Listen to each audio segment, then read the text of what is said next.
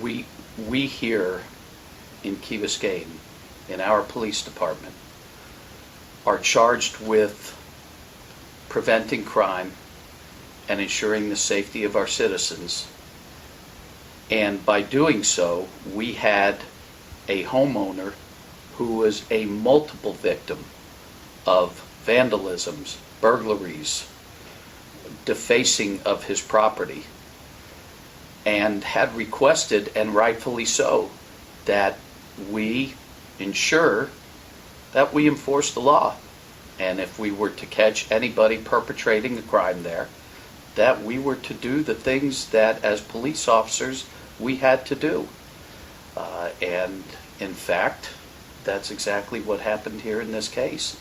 And any homeowner has the right to have their property protected, regardless of who the perpetrator is, whether it's a juvenile, whether it's a resident who lives here on the Key who perpetrates a crime, or somebody who comes in from another town, another city, and commits a crime in our city.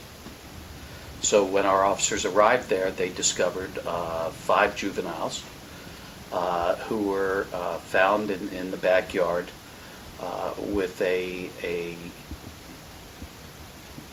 sizable amount of marijuana, which tested positive on the scene when we did our test kit to ensure that it was, in fact, marijuana.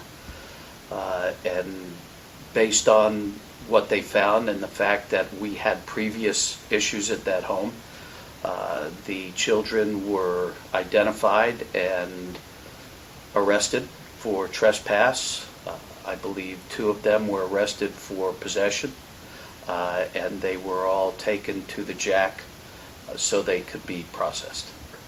I would encourage parents to get more involved in their children's lives, to put their children into great sports programs, which we have here on the Key, put them into music, into the arts. There are so many opportunities for children in South Florida to get involved in many activities. And we have a community center that offers a tremendous amount of things for children to do. So there's really no reason to think that a child should be bored at all here on Key Biscayne. You've got boating, you've got sailing, you've got the most beautiful place in the world to live, and opportunities that most children will never have in a lot of the poor communities in South Florida and around the country.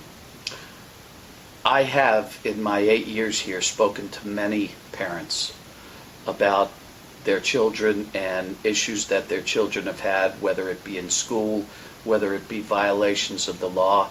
And I encourage people who may think that their child has a problem or would like to talk about an interaction their child had with the police, please come to my office. Please talk to me.